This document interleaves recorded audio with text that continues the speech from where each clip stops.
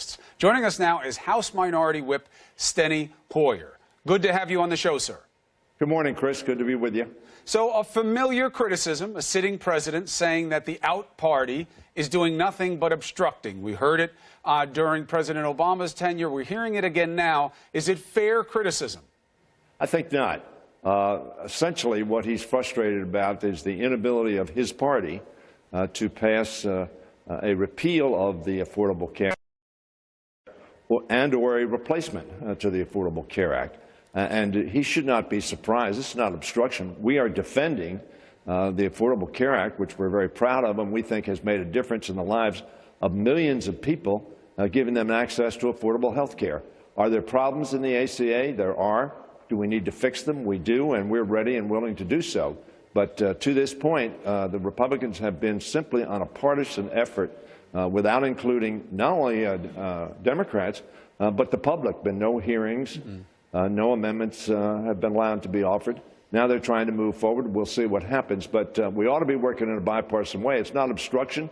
It's defending a piece of legislation we think is critically important for the American people. Could there be fair criticism that you haven't defended it enough? I mean, the narrative from the Republicans is universally that Obamacare is dying on the vine. It's in a death spiral. The president calls it a nightmare. I don't hear full-throated defense from Democrats on this show on a regular basis fighting those propositions. Well, look, I think I disagree, Chris. I think we've been fighting it, and we've been fighting it pretty effectively. The Affordable Care Act is working. It is not working in every instance, and part of the reason it's not working is because the Republicans have undermined it. It's interesting, in the McConnell bill, they put forward in the McConnell bill ways that it could be sustained for the next 2 years. Well, very frankly, it can be sustained and succeed now and in the next 2 years and the next 10 years. Which is really what we ought to do. The Affordable Care Act is working. We have some 20 million people who have insurance who didn't have insurance. We have people with pre-existing conditions getting insurance. We have many more children covered. The fact is, it's working, but there are problems, as would be the case in any large piece of legislation that is very complex. As the President observed, gee, this is complicated. Who knew? He should have known. But the fact of the matter is, I think both Leader Pelosi and myself and others, we've been saying, look, the Affordable Care Act is working. Don't undermine it, which we think the administration did from the first day it was in office. And, of course, Republicans for the last 6 years have been undermining confidence in its operations. So it's working. We ought to make it better, and that's what our Republican friends ought to join us in doing. Polls reflect growing enthusiasm by people, maybe because the more they learn about what might replace it, they're getting concerned, so they want to hold on to what they have for better or worse. Cost becomes a big issue. So on the one hand, you have that the rate of cost increases is lower after the ACA than it was before it. That's a good fact. The bad fact is that you do have individual markets with big problems of price spiking. You do have big drug pricing problems as well. Are there opportunities for ideas out of the Democrats and potential bipartisan moves to address those specific issues? Chris, I certainly think there are, and we need to address them. I think there are problems, as I have said, and we need to address them, and we've given some suggestions how to deal with small market. But frankly, if the Republicans would come together and just use the McConnell language that is his most recent bill that hadn't come to the floor, they want to sustain it just for 2 years. If you do those, the reinsurance, which was necessary because it was hard to figure out in a large new program like this exactly what the cost should be and what the risks were going to be. So the answer to your question is absolutely, and we're prepared to work with our Republican colleagues to make the Affordable Care Act work well, and work in every state, in every county, and bring prices down. So as you may know, the president is a frequent watcher of the show, and he has tweeted while we've been talking, and he said this is going to be a very interesting day for health care. The Dems are obstructionists, but the Republicans can have a great victory for the people. What is your response to the president? My response to the president, Mr. President, you said you were going to offer a bill. You haven't done it. You said you're going to offer a bill that gives everybody insurance at lower cost and better quality. Mr. President, where is your bill? We haven't seen it yet. All we have seen are bills which the CBO says are going to knock millions of people off their insurance, put at risk people getting insurance who have pre-existing conditions, put an age tax on seniors, and undercut very, very badly Medicaid. So, Mr. President, where is your bill? Where is your bill that's going to give everybody insurance at a lower cost and better quality? Talk is cheap. Send us your bill. And if this vote today, if the Republicans get their votes in the Senate and it moves on to the debate phase, do you know what that means right now? I know you're in the House and this is the Senate, but we're dealing with the same universe of thought and potential policy here. Do you know what would be on the table, what would be debated?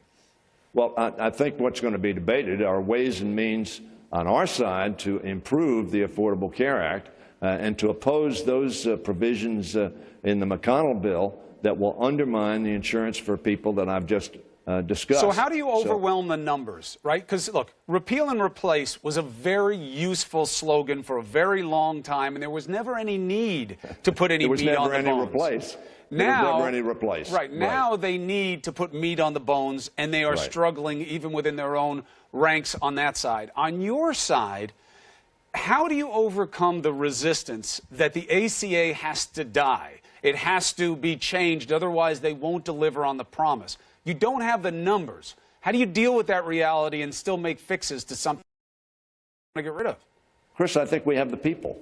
It's an amazing turnaround. You know, the ACA was underwater last year. It is now a majority of the public not only support the ACA, but 75% of the public says make it work better, don't undermine it. So I think we have the people on our side, which is why, frankly, in the United States Senate, McConnell has not been able to get the 50 votes that he needs, because there are so many senators from many states who expanded Medicaid, don't want to see that jettisoned, and who believe that the provisions in the McConnell bill, the so-called replacement bill, will be very harmful to millions of people around the country. So when you say we don't have the numbers, clearly at this point in time, the majority of members of the United States Senate have been unwilling to move forward on the replacement bills that have been offered by Mr. McConnell. So right now, I think we're in the majority. We'll see on this vote to proceed. It's a tough vote for Republicans, but I think Senator McConnell's not sure at all that he has those votes. And, of course, Senator McCain is coming back. It's ironic. He has a very severe health problem, and the McConnell bill would, perhaps not for Senator McCain or for me or for others, but will put at risk people who have such a serious illness. So we'll see what happens today in the Senate. Let me get your take on one other thing. You've been in there for a while. You're in a whip capacity. You've got your own set of elbows. What's happening right now with the president and Jeff Sessions? Have you ever seen anything like this before? Not face-to-face, not man-to-man, but bullying in public, seemingly pushing him to either resign or to toe the line. His most recent tweet this morning on it, Attorney General Jeff Sessions has taken a very weak position on Hillary Clinton crimes. Where are email, DNC server, and intel leakers? What do you make of the tactic, and what do you make of the underlying premise about Hillary Clinton? Look, I think it's absurd, frankly. Hillary Clinton, he ought to focus on his own problems. He ought to focus, frankly, on the problems that we have here at home, on the Affordable Care Act, on jobs, on infrastructure, all the things he talked about. He continues to do this distraction mode of his because he's under siege. Jeff Sessions did the right thing in recusing himself. He had been involved with discussions with the Russians. I think he did the right thing.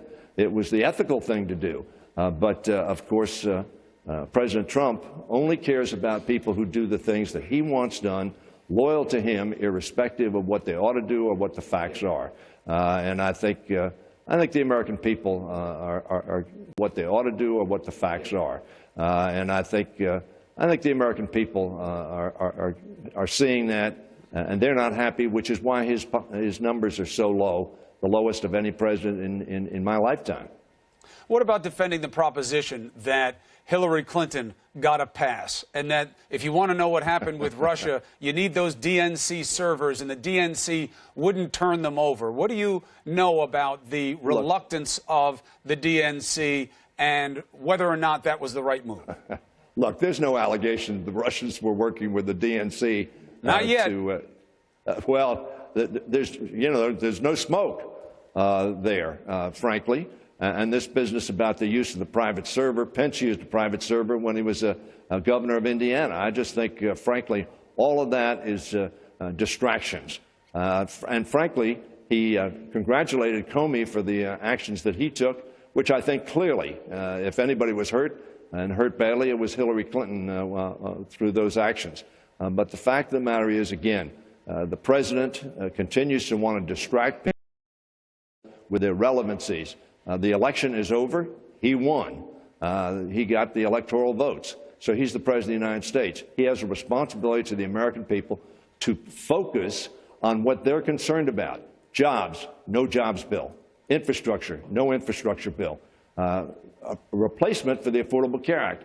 None has been offered, as I've said. So many other issues that he just ignores and continues to distract the American people with irrelevancies which don't affect their lives. Frankly, embarrass our country and embarrass the leadership around the world. Steny Hoyer, thank you for bringing the Democratic perspective on the show this morning. You're always welcome, sir. Thanks, Chris. All right, be well. Allison. Chris, as you've been talking about, the Senate is poised for another health care vote today.